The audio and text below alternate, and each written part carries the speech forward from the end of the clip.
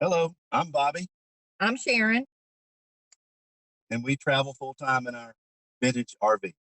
Awesome. So we just talked a little bit before we started this podcast here, but just to catch everybody up, you're retired. You renovated a vintage camper. Can you start with where your thought process was to go from retirement to living on the road, notwithstanding the vintage camper, just the idea of retiring and hitting the road? Can you talk about the process, the planning, and kind of the catalyst for that to happen? Yes, we can elaborate on that. It started probably in like 2009. Yeah. We had taken a vacation and came out to Wyoming. We'd never been to Yellowstone, and in those travels on the way out to Yellowstone, we stopped. We were tent campers. We didn't have an RV, but we knew we loved being out. And it kind of like was like we would always leave Florida and go to the mountains since we're originally from North Carolina. And I have a wife who likes the outdoors, Yes, I do. and I work the outdoors. I mean, I work in the outdoors all the time with my career. And we raised our children to camp in tents, and we always camped at the beach since we lived near the beach. Right. And our children were exposed to roughing it, so to speak. so, and I was raised that way, and she was too. She grew up on a farm, Yeah. and my dad always kids and took us fishing and took us camping because he was ex-army. But you don't have to have all that background. You can still go out and find out things for yourself. And we met many people being out here. That's what we loved about our travel to Wyoming. When we were tent camping, we would camp with people with RVs all around us and everything like that. And they're just such nice people, and they were concerned. And that's kind of the driving force. Well, we could do this Yeah. for. It was kind of a joke at the time back in 2008, 2009, because she had never been west, and it was quite an adventure for us to go that first trip out, and to think that we met people that they do it full time, Yeah. and we Can met we do people that that? we met people that traveled not just in the RV, they backpack. Yeah. And I was just so impressed. Of course, I had exposure to this because my previous years when I was in my 20s, I was in the Navy, and I got to travel the world on a ship with the Navy. And that was a great exposure for me because we had motorcycles and stuff, and we would travel with the ship. We had our motorcycles on the ship, but we could rent them wherever we went. And we could ride around to different countries. And I've been exposed to meeting different cultures, which I love. I love all kinds of people, and I brought this into her life. Yes. So we've had a great. I've had a great life, but I've met so many wonderful. The people is what make it for me. I've met so many wonderful people out here, especially, Yeah. and we just got together and kind of figured that part out. That hey, we want to do this full time, but we didn't know exactly how to go about doing it with our jobs and our careers. But we gradually got more information from people that were part time and full time and Right. did a lot of camping and stuff like that. So can you take us through 2010 to, well, let me put it this way. So 2009 was the catalyst. That was the seed that was planted. Um, Yes. let's go to where that seed has matured. You're getting to the point to where you're actually starting to take action. Can you touch base on where your thought process was with that? Like, did you start getting a timeline for your job? Did you start saving up money? Did you start looking at different rigs or doing research? Can you kind of touch base more on the nuts and bolts of, okay, so this is what we're doing. And then there's probably a couple of years of, okay, so how are we going to maneuver this? What was the actual items that you started taking to start living this lifestyle in the planning stage? Well, I want to say this first. Uh, you can't do it too soon. As soon as you know that this is what you want to do, you have to start downsizing and getting rid of stuff and lining stuff up to sell Yeah. and this, that, and the other. Yeah. So So We what we did have that a look lot. like for you? Like what did that look like for you? Was it difficult? Did you do garage sales? Did you sell your house? Like what was that? Yeah, we had a beach house on Amelia Island in Florida, and it was our dream home. We thought.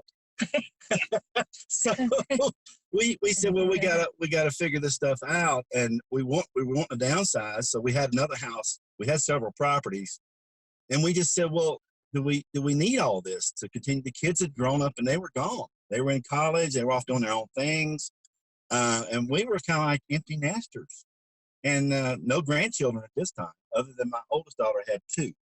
Yes. She was in Alaska. She was in Alaska. so well, it'd be nice to travel there, but we don't have nothing to travel with other than just to fly and go. Yeah. But the catalyst was we kind of knew that, hey, listen, how we're gonna look at this for our future, for ourselves. And we didn't have an RV. We never had an RV.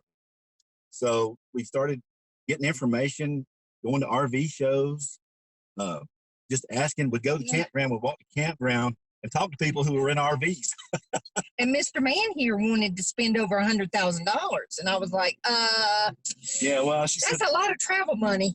She says, well, let's save the money and let's do more She said, let's do more homework. Yes. So no, any questions you have to ask are not dumb questions, because we asked some dumb questions. We thought we were going to be in parks all the time. Exactly. That's we were thinking, well, we'll camp at the campground and stuff. But that's before we had the exposure to come further west and learn about the free public lands and that type of thing. And part of the catalyst too was the freedom of it. Thinking, oh, we could be really free and be kind of on the fly, Yeah. Yeah. And we were thinking, damn, it would be about $700 a month to stay in a campground. Some places it's going to be more than that. Mm-hmm. And do we need to join? We were investigating clubs. We are Escapees members and Good Samaritan members. But that came later when we got more information. Yeah, after we started selling stuff off and having yard sales one after the other and giving stuff away and donating stuff.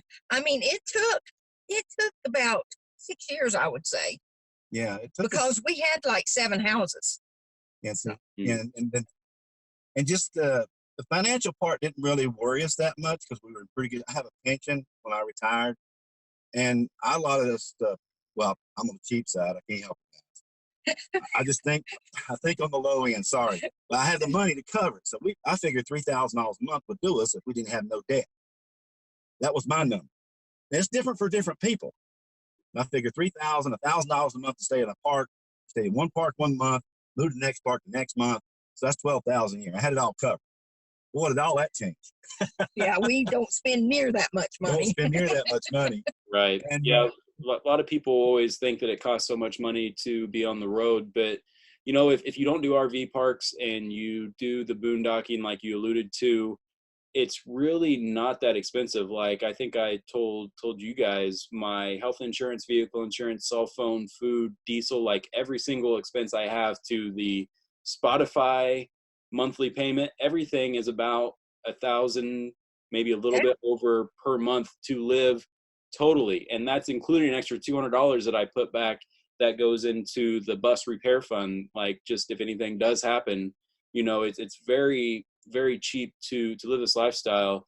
But for those that are watching this that don't necessarily know what boondocking is or dry camping, I'd love for you to kind of go into, like, dive a little deeper into that transition of thinking you were going to parks all the time to actually boondocking. What did that look like for you? Why did you like it? And how is your rig set up to accommodate that? Okay. First of all, our rig was designed to go into parks. Yes. Okay. But we have been modifying it to be more boondock friendly, and boondocking being you're off the grid kind of. Well, the first time we boondocked was at RTR. Right. And we liked it so much that we're like, oh man, we could really live frugally like this. Yeah. And all of our friends were doing it. And so we're like, okay, we got to start making some changes here. Yeah, it's been gradual because, with the things, other personal things in our life that we were doing, taking care of helping our son with our grandchildren, things pop up, but we were flexible with our rig to do it, to help my son. Right. So that's all on the water on the bridge now. So we're totally free out here now. We can stay, we can stay and be with our friends. We can travel in caravans. We can travel and meet people. There's so many entities of things we get to do. It's just unbelievable. And it's such a good time. And the biggest thing of it is once we graduated from being in the parks to being boondocking and being off grid kind of, because I got 2 generators. I have a little one because I don't have a big battery bank. I didn't put one in, but I'm going to do that. That's next on the list is to put I'm going to go with Battleborn system, the complete system on the bind. I'm going to put it in. I'm going to document that when I do it. So it'll help other people. Whenever you do get that system, you let me know because I have a special link for you. Okay. Oh, cool. All right. We will. I think Jim was telling me about. I think Deb was telling me about that. Yeah. So that'll be great. But sorry, go ahead. Well, we put in a composting toilet. We went and bought a bladder, and he built a box for it in the back of our truck. So we have 100 gallons of water. So basically, we can be off the grid for a couple weeks without even having to do anything. Our pantry will hold 500 pounds of food in the trailer. And that's a lot of food, folks. Oh, yeah. That is a lot of food. A lot of people always ask me how they find spots and like spots to boondock, where to park for free. And I'd love to know kind of your process of finding the free places to park. Do you do it online? Is it hearsay? How do you find free places to park?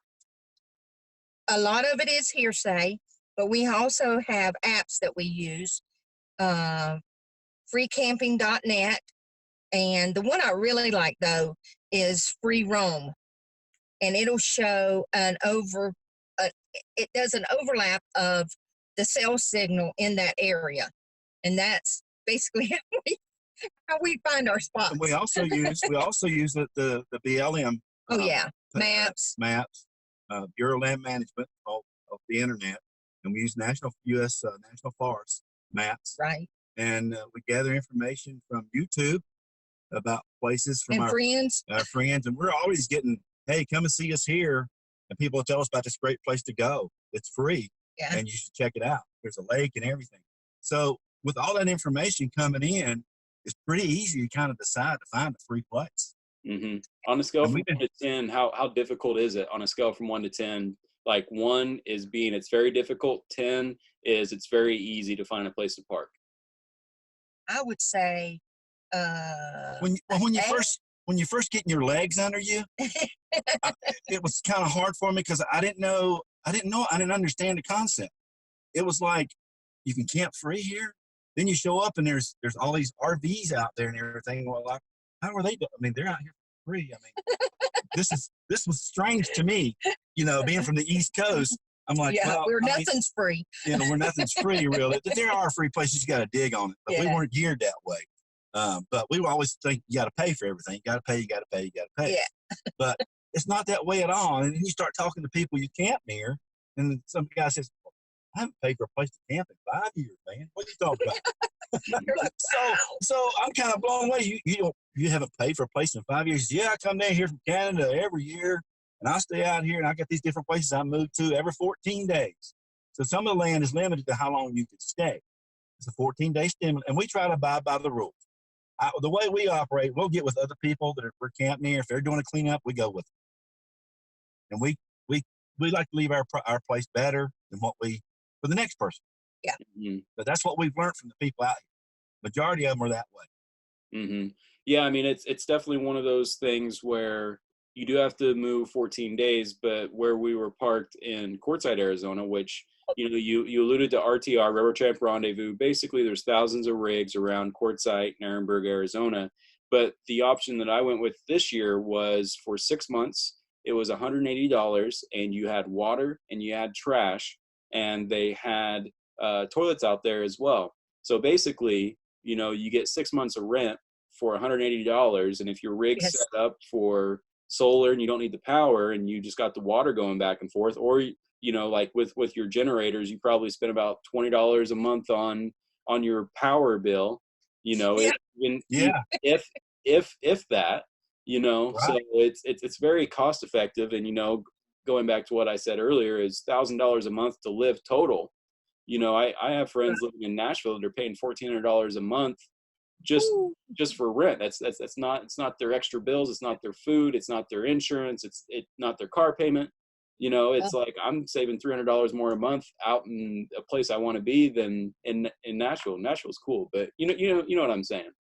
Exactly. Oh, exactly. Yeah.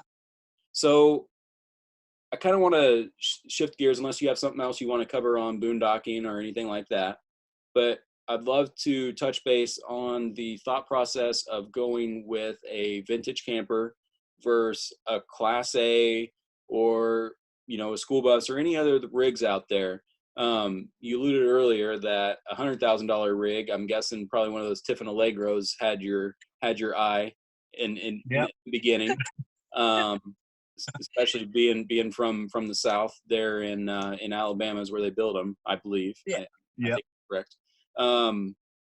What was the catalyst for that, and kind of roll us through some of your planning for that, because it's one of those HGTV episode things like, oh, we're going to take this and renovate it and make it into a home, and then they get a tenth or so in, and they're like, this is way more work than anticipated. So I'd love to know why the thought process, how that first happened, and what the actual build was like. Oh boy, this is a story. So here we are. We've never had an RV. We're tent campers, and I'm talking to buddies at work. She's talking to girlfriends. We've been talking to people at RV parks. We've been going to RV shows. We've been getting the whole spiel about some of the problems with the new ones. with the newer stuff that people buy. Yeah. My good buddy at work, he went and spent $30,000 on a really nice trailer to tow, and he never got it. He had camping planned, but he never got out of the parking lot of the RV, Dealership, the yeah. dealership, because the awning broke when they were demonstrating. The black tank valve wouldn't operate. He had gobs of problems. So he lived at the dealerships for 2 weeks. That scared me to death right there. Mm-hmm. I said, I don't know if I want to buy a trailer. So I go, she's my confidant. So I go to her and said, well, my buddy at work, he's been having problems with his new RV. His old one, he said he didn't have that many problems with it. He could work on it. The new one's under warranty. He has to deal with the dealership. And boy, do they play you. I said, golly, how can you travel and you got these problems? You got to pull in and get a dealer. If you're out somewhere out west somewhere, you got to find somebody to work on this thing for you if it's under warranty and everything. So, and we were handy people. We're not scared of things. Okay. Right. So that's it's kind of be important about, you got to know yourself if you're going to take on some kind of trailer or something to fix up. But we kept hee-hawing around. It was getting near that time when we got to make some kind of decision. So she was looking on Craigslist one day and says, hey, I found us an RV. I said, you found us an RV? Well, it was an Airstream. And we had discussed Airstreams before. Those are the primo of the crop. Those are the best ones they ever built. Or Airstreams. Yeah, let's go get us an Airstream. They wanted over $3,000 for this Airstream. It was 17 foot.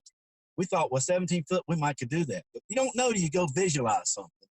So we drove all the way down about 100 miles away to look at this Airstream. The floor was rotting out. I could see the ground beneath me. Yeah. It was a dual axle. And it was really a lead sled. It was heavy. I could tell this thing had a massive chassis under it. It's heavy stuff. And I got to thinking, wow, we could probably fix this up, but I think it's beyond fixing right now. So we were concerned about trying to buy something, and the price of it was outrageous. They wanted over $3,000 for this thing. I told her, I said, I don't know about this. This is going to be a lot of work. It'll take a long time. And it'll cost a ton of money, to make it look the way it was before. Yeah. And being that it was so sloping, it's hard to get, you got to think about it. You got to get their parts. Right. I didn't know how to bend all that stuff and everything, put the stuff inside of it. I never worked on no RV before. I go, wow, I got to scratch my head on this one. So we put that one off, and then we kind of, after we did that little thing and talked to the guy, we kind of left the Airstreams alone. So after that, she was, our daughter-in-law and her were looking in the paper on Craigslist again. This is about a month or two later. And we come back to the table about, what are we going to get? And I just told her, well, I think I'm just going to go buy a Class A. I found one, Lazy Days in Tampa, Florida. Lazy Days is a big outfit. They have me one set up for $100,000. I said, well, I'm going to do it. I'm going to do it. We got the money. We're going to do it. We'll just pay cash. Be done. Man, it's Tiger over here. I don't know about this. I don't know. So then we started watching different YouTube channels and about problems with Class A Yeah. people were having. Oh my God. Unbelievable, the problems from the engines to the black tanks to the power systems to the fires. So we backed off on that for a while. Then all of a sudden we said, well, she says, I found a trailer. We're going to go look at it. Me and my son. And I was working a lot of hours back in, this is like 2011, 2012. And so they went to look at this trailer, and I'm standing at the back door looking out the glass. I got up. I didn't get home at 3 in the morning. And it's about 10 o'clock. And there they pull this trailer in. I didn't even have the right ball on the truck. And it was pouring down rain. I'm looking at ducks out of the pond, and this trailer pulls in front of me, and they stop. Well, the rubber was coming off of it as we were pulling in the driveway. Coming off the tire. It was falling apart. She jumps out of the car, comes flying around there, opens the door. What do you think? You can fix this for me? Oh, Lord. I had to take my coffee cup. I had to sit down. If I'd had some vodka or something, I'd have filled my cup up. But this trailer looked horrible. But I could see what it could look like. Yeah. He couldn't, I could see it. It was beyond a rusty penny. But I have an interior design background. So, I was like, oh, we can do this and do this. And, I was ready. So There's a lot of work on the outside of it, though. Woo. How was the building process? Can you touch base on what that was like from the beginning, looking at it and getting a little bit of an idea? Did you map it out on paper? It sat in the backyard for like 6 months. And we just looked at it. We kept walking around. I told her, when I went out there one morning, I had me another cup of coffee. And I said to her, I said, I'll tell you what. As soon as work lets up here, once we get this thing, we had made a decision to start tearing into it. We just put a wooden tiny house on it. Put it on our property in Gainesville, Florida, because we own property down there near some lakes. And she says, okay, that's a good plan. But I said, now, if the chassis is no good, we just got to scrap the whole thing and get our $400 back out of the trailer. Right. She paid $400 for it. Because it was going to the scrapyard in the first place. Yeah. But it was rough. But after we started tearing it apart, and part of that process, evaluating as we went, and it was not easy to tear that thing apart because the people that had it before had used bucket tar, roofing tar to pour on the roof to try to seal up the leaks instead of fixing it properly.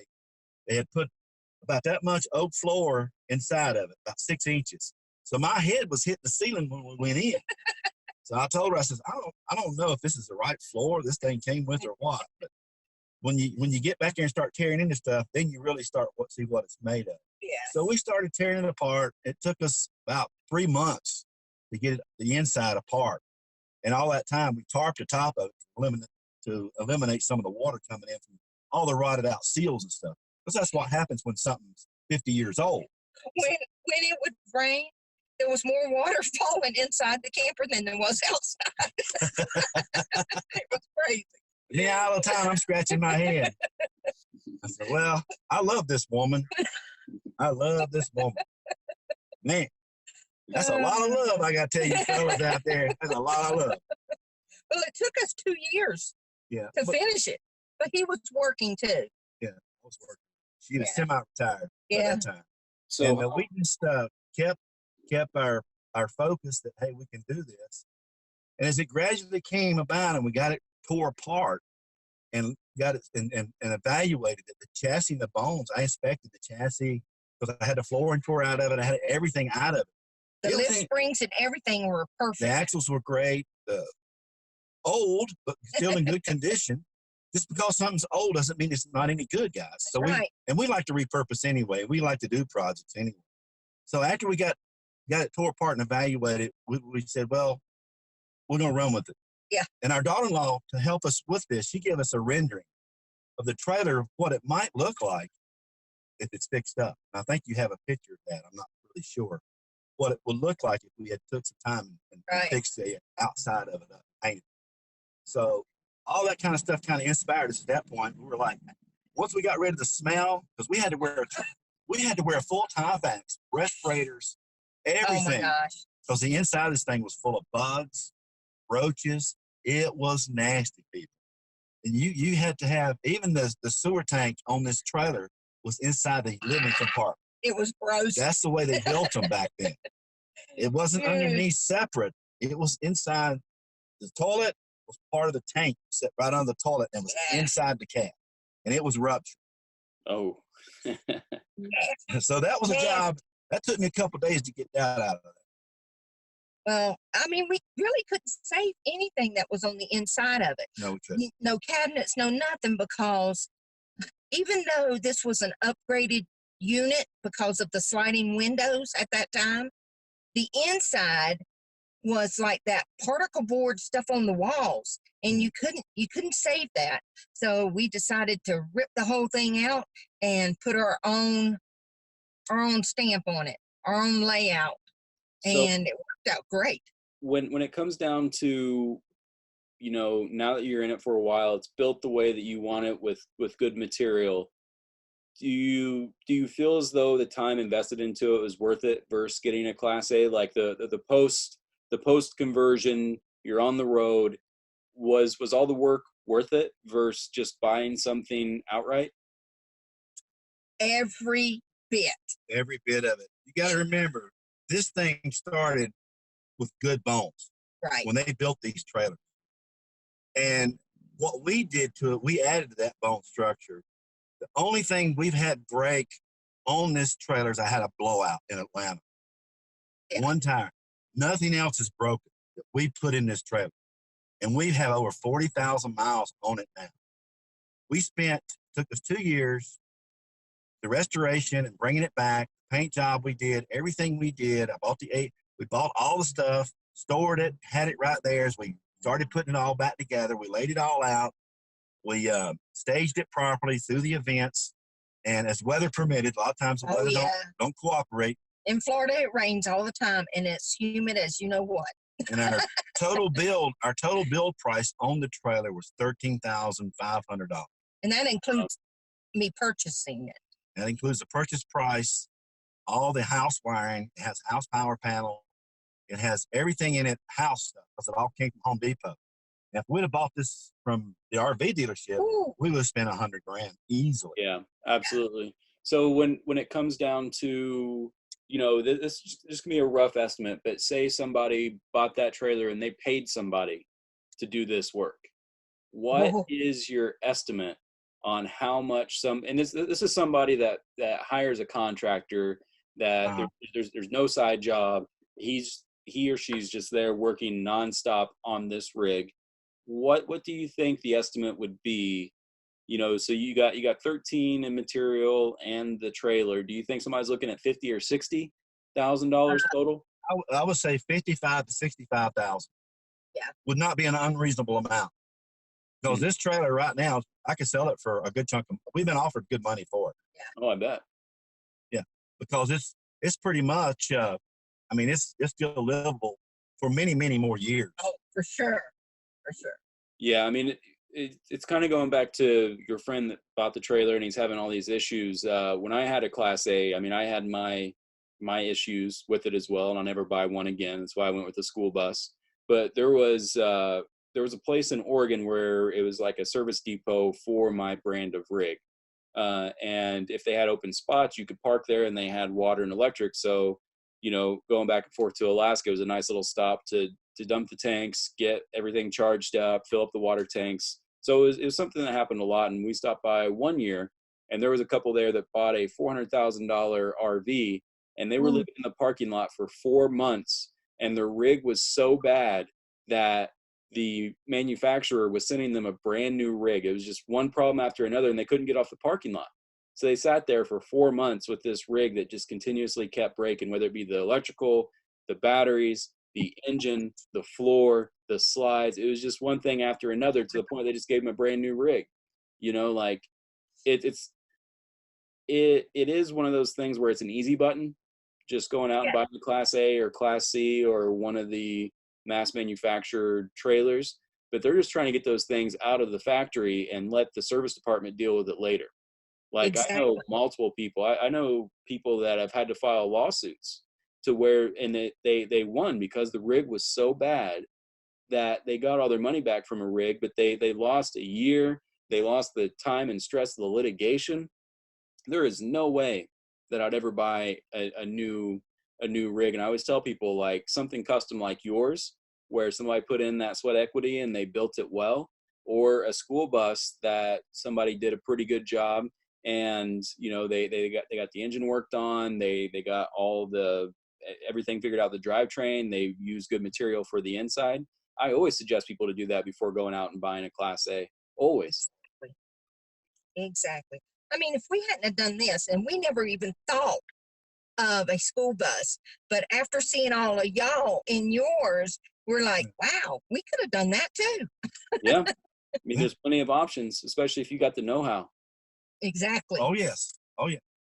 But doing this trailer taught us so much about ourselves, about and it's really nice to go and know that we didn't lose 100 grand. Yes. And our trailer right now, we can still get our 13.5 out of it. Oh, So we haven't easily. lost. It's been a value investment for us.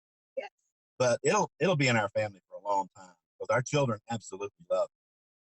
So you mentioned how much you enjoy the lifestyle. Somebody's watching this, whether they get a school bus or build a trailer, or they just decide to go with the Class A, and they found one that's been well taken care of, and somebody's lived in it for a while, and it's good to go. Whatever it is, if you had any advice for people to pull the trigger and attempt this lifestyle, try this lifestyle, if they have trepidation right now, what advice would you tell them to attempt this lifestyle? My thought is, if you don't have to go full bore into it, gather information, make a reasonable assumption, whether you be part-time, half-time, three-quarter time, full-time.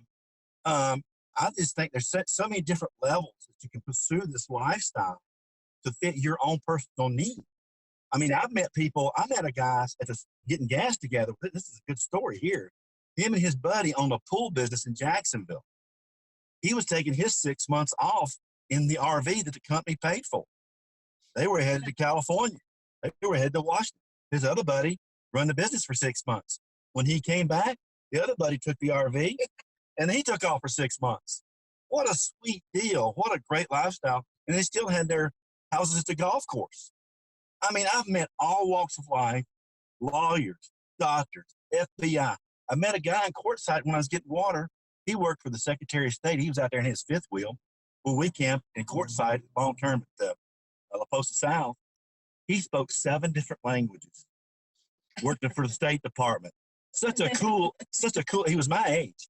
He had retired. He says, yep, sold a house. I got a cabin up near Mount Rainier in Washington State. He got rid of his big house and everything. He says, yep, me and the little lady just got this cabin. And we, when it's warm weather, we're up there. And when it's cold, we're down here and we're traveling Nevada, Arizona, New Mexico, down into Texas. He says, we love our lives. That's it. So whatever it is you want to do, you can do. And this lifestyle will free you up, free your money up to do a lot of different things. Mm-hmm. And it's a wonderful. You just got to kind of sit back and know how you are, what your abilities, assess the situation. That's it. And then have a plan, put together a plan. And you can never start too soon. Yeah, and say if you want to get your feet wet, buy an older pool trailer from someone, and have somebody, if you don't know a whole lot, have someone go with you to inspect. Exactly. But take little trips first. That's what we always did. We took, like a trip within 50, 100 miles. Yeah. Take small trips, get to know folks. Don't be scared to talk. A lot of times in campgrounds, people don't, it's usually families in there. They don't talk to nobody much. You ever seen that, Chris, where you're in a campground and nobody's outside. But us free people out here, we're always talking and say hello. It's a whole different concept. And that's also a different thing I tell people. Don't be scared to talk to your neighbors out here in the RV. Well, and make sure, you said go on short trips. Yeah, make sure you like the lifestyle first before you dive straight in. And if there's going to be 2 of you, what we feel like with the length of our trailer is 29 feet. I felt like 16 feet would have been too small. Now that I know that we're in the trailer, because the way our trailer is, we got a door in between the back bedroom in the front of the trailer, and we can divide our company time together. She can go back and watch TV in the back bedroom, and I can watch my stuff or play on the computer, do my financial stuff that I love to do. And she's not bothering me. I'm not bothering her. Yeah, and also there's websites like Outdoorsy where you can actually rent rigs. You don't have to make that full investment. You can go out and rent a camper van for $100 a night. Take 5 days, do a full 7 days with your 2 weekends, and really get out there, see if it's something you want to do. And for me, I mean, once I took that first trip after college, when I renovated a little cheap soccer mom van, just drove around with my dog, I knew that was it.